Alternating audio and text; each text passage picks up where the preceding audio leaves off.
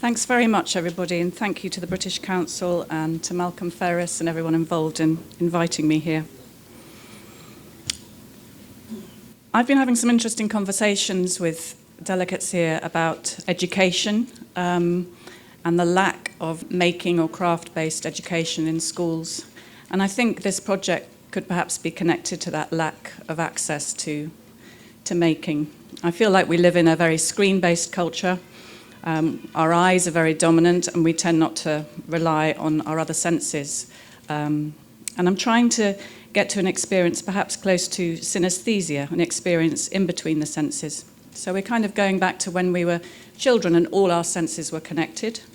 Like a small child, I'm interested in reordering our sensory hierarchy in which sight takes precedence to give more importance to touch, hearing, smell and taste. For the last 2 years, I've been working with scientists at King's College in London on projects to do with hearing and trying to regenerate the hair cells of the inner ear. I'm currently working with a group of special needs artists at Exeter Phoenix in Devon, in England, who have cerebral palsy, and I've been asked to make a small haptic library for that group. But today I'm going to be concentrating on the dispensary. So I'm going to start by reading you a poem written by a patient with dementia, which was recorded by John Killick, who's a poet who works with people with dementia. And I think poetry is really important in the context of working with people with memory loss because of the sense of rhythm, rhyme, the sense of repetition and chiming that we have in poetry and in music that connects us to our memories. So that sense of looping is going to go throughout the talk today. So here we go. I don't know what to do. I want to go home. I can sit here, but I don't seem happy anymore. I don't know what to do. I want to, but I can't anymore. I want to lay. I don't know when it'll be. I want it, so let me have it. Don't make it so hard for me. Oh, world, I don't know what to do. I want to see my sunset. I want it as promised. I'm waiting for the hour. I want to see my sunset good. And that was actually sung by a woman in a nursing home who also wrote the words. So we don't know for sure what causes Alzheimer's, but plaques made of beta amyloid proteins and neurofibrillary tangles seem to be the culprits. Here you can see a visualization of neurons in the brain with the plaques and tangles interfering with the connections between signals. Alzheimer's is a form of dementia that specifically affects parts of the brain that control thought, memory, and language. It is incurable and irreversible. Here's another visualization. You can see the neurons with the blockage in between. Brain cells are surrounded by these beta amyloid plaques that are sticky and block us being able to communicate verbally, causing cell death. In contrast, dementia is a group of symptoms that affect mental tasks. It's not a disease. It's a brain disorder that affects communication and performance of daily activities. It's reversible and sometimes temporary, and it's caused when the brain's damaged by diseases such as Alzheimer's or strokes. I constantly get muddled about the detailed differences between the two, so please forgive any crossovers in this talk. I'm going to read a quote from Richard DiBaggio, who wrote a book called Losing My Mind, about his early onset dementia at the age of 58. My eyes tear for no reason and I explode, when in better times I might have laughed. Send me away. I cannot stand to live in this dying body with its floating alphabet. I do not want to see the life of my future. So different cultures have different approaches to dementia. In the UK, unfortunately, there's still a reliance on drugs rather than interaction.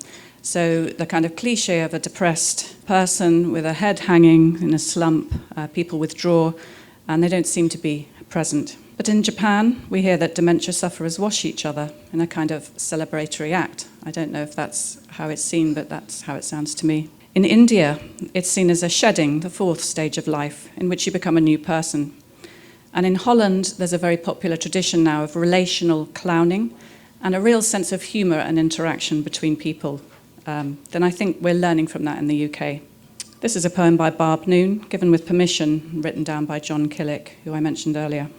Sometimes I picture myself like a candle. I used to be a candle about 8 feet tall, burning bright. Now, every day, I lose a little bit of me. Someday, the candle will be very small, but the flame will be just as bright. So people with dementia do not necessarily lose the I. There's still a core of selfhood to be found in gesture, habits, humour and tastes. Here's a quote from Gibson. Dementia strips people down to the essence of their being and frees them to be in more direct touch with their emotions. They communicate with greater authenticity than our customary, conventional reliance on controlled emotional expression. And I'm sorry about these quotes, but I think they're quite important. This is from Richard Senelik, who wrote about creative aging. It's an online article you can find from 2013. Dementia and aging do not affect all parts of the brain equally. Alzheimer's disease, especially, does not affect the entire brain at once, but starts in the part of the brain that creates new memories, so the frontal lobes. Most people know that as we age, we can remember with vivid clarity things from the past, while the events of a few hours earlier may be a total blur.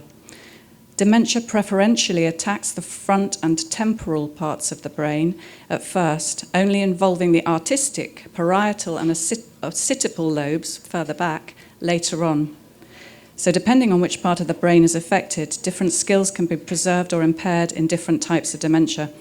This gradual reformation is what may allow the emergence of artistic abilities, and that's what I think's so fascinating, the idea that you're not losing something, you may also be gaining other things, and that people with dementia can become the most incredible creative artists later in life. Here's a model of Chartres in France, the cathedral, and the maze that's on the floor of the cathedral. This is a drawing by Robert Flood in 1619 of a memory theatre.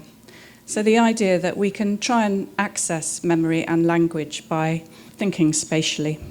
And the idea of this was that different memories would be contained in different parts of this building. Here's a kid's maze, moving a ball from one place to another. We now realise it's how others view the condition around the dementia sufferer and how this can contribute to the development of symptoms, making it more important to prevent the withdrawal into self and maintain communication and connection and find new pathways in the brain through smell, hearing, touch and taste to get to memory. So we know that communication is 75% body language, 30% tone of our voice, and 7% verbal. So only a small percentage of the human brain processes verbal communication. We communicate largely through body language, touch, facial expression, and so on, with the tone of our voice becoming secondary and verbal communication a small part. The project I'm going to talk to you about is an exercise in nonverbal expression. I began to research the Montessori Method early on when I was given this commission to make work with people in the dementia wards, as I remember how these sculptural games help my own teenagers who went to a Montessori nursery. They create calm satisfaction and concentration through touch and through organising shapes in space. The Montessori method is a technique of purposeful play used in young children's learning that's been shown to be very effective in the mental and physical stimulation of Alzheimer's and dementia sufferers. It's a constructivist method, learning through materials. So here we have Susan Slocum-Dyer, who worked with people with dementia in the States and brought out these simple children's toys which were really effective in getting people to feel happy and to communicate with each other. It's our conscious memory that's most affected by Alzheimer's and dementia, which is the storage and processing of facts, events and language. And as with the Montessori method, I'm interested in working with our unconscious memory, of which muscle memory is a part, and creating a situation celebrating being in the moment. And just to refer back to education, I think in education in our country, and apparently in the Philippines too, we seem to have forgotten the importance of play and the importance of play and craft and making in terms of the ability of young people to take risks later on. Here's a quote from Johann Huizinga, who wrote The Playing Human, Homo Ludens. Because I'd just like to say, some people have asked me if I think this project is patronising to older people, and I don't think so. I think it's deeply serious. Play is a thing by itself. The play concept is of a higher order than is seriousness, for seriousness seeks to exclude play, whereas play can very well include seriousness. So to start this project, I began to do workshops with the patients on the dementia wards, and here we are building cities together. I read poems to the patients, I sang them songs, and we even ended up making drum sequence, beating them out on our legs, instead of speaking. I was very careful to speak to them on a low level, so I didn't patronize them. And yeah, it was an interesting time. So here we are making Rorschach ink blots.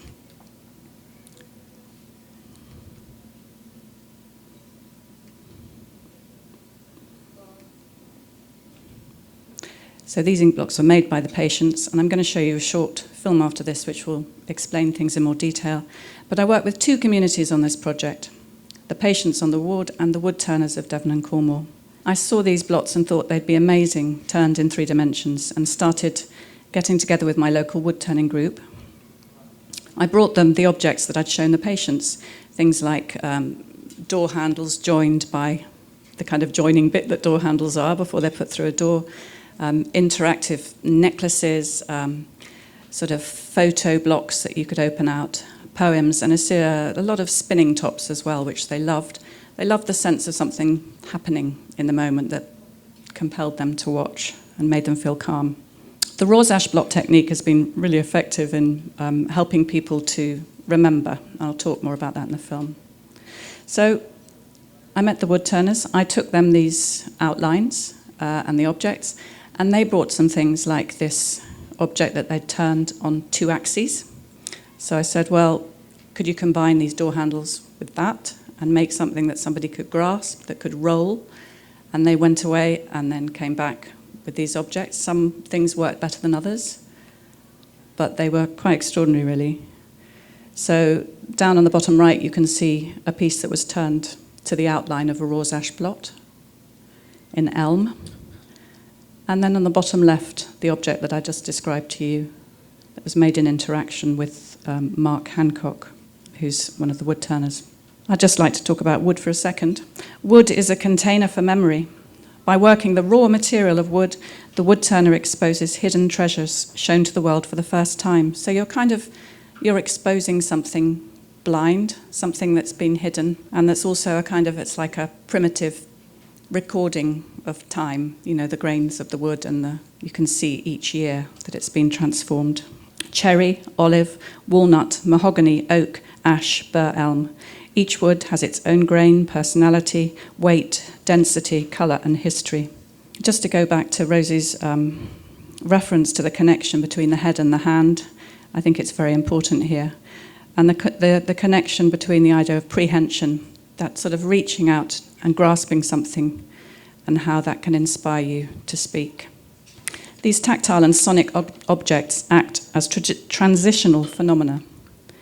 To go back to a concept that D.W. Winnicott wrote about in Playing and Reality. You might be interested to have a look at that later. By this, I mean they're objects of desire in the way the mother's breast is a treasured toy in childhood, or a mobile phone can be to some people. We hold on to these things as a way of beating anxiety or creating comfort, and creating a connection between conscious and unconscious experiences. So just quickly, this was a public commission. Me and lots of other artists had to make these quite developed models for a particular space. So this was where the piece of work was going to be.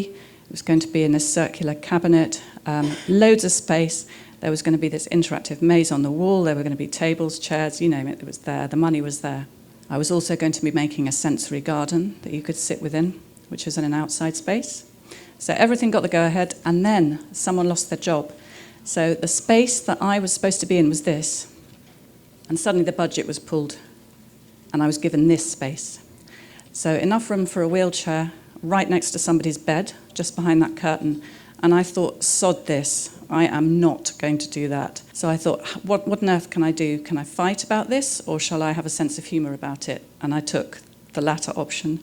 I thought, what if I put this thing on wheels?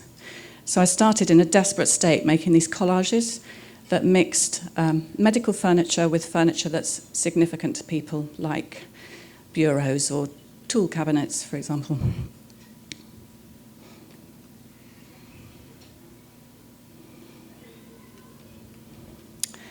And this is the piece that we ended up with. The table below is like your grandmother's drop leaf table that you'd find in every house. We hacked it. I worked with a carpenter, so we cut the table and stretched it. I sourced these wonderful casters. The objects on the outside were turned by the wood turners or found in local markets. It's a double-sided cabinet, a bit like a Chinese puzzle, but it's a gentle puzzle. A wardrobe's inner space is also intimate space that's not open to just anybody. And that's a quote by Bachelard that I'm sure you know, from the Poetics of Space. So inside, it's a double-sided cabinet.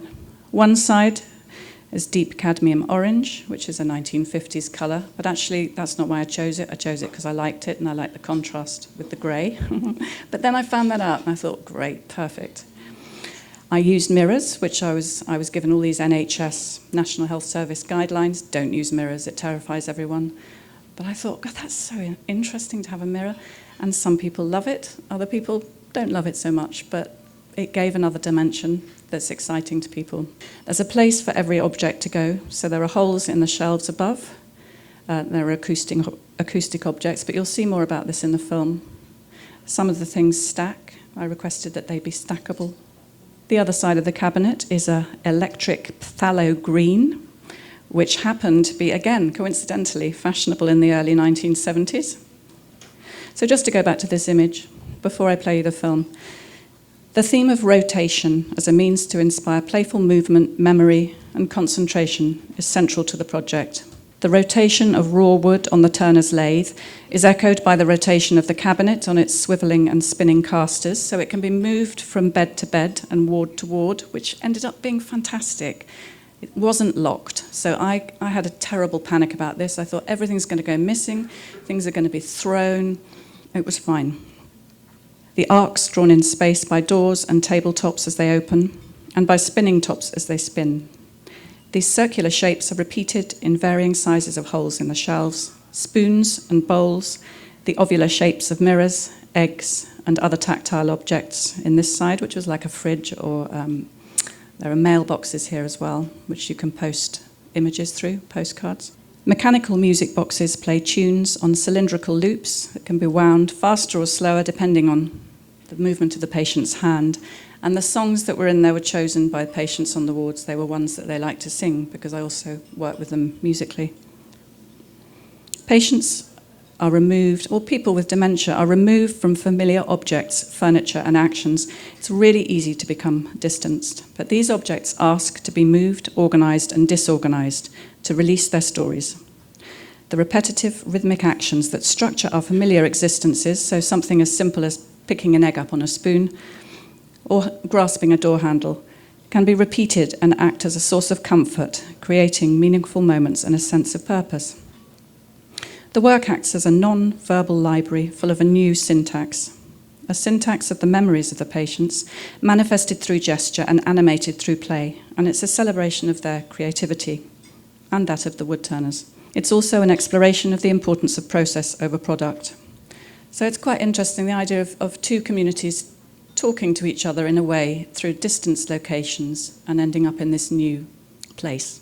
So I guess I'm raising questions about authorship, ownership, blurring lines between the amateur and the professional. The patient makes the stories here. So who is the patient and who is the artist? Who is the professional of the amateur? It's a difficult place to go, but it's, beginning of a question. Who has control of this environment and who is making work? So just before I play the film, we are only at the beginning of finding out what the arts can offer people with dementia and what people with dementia can offer the arts. And because they are so much less inhibited than the rest of us, I think this is a really untapped opportunity to access creativity and to help people to access it. And thank you very much. If there are any questions afterwards, I'm just going to play a short film made by Liberty Smith about the project. Thank you.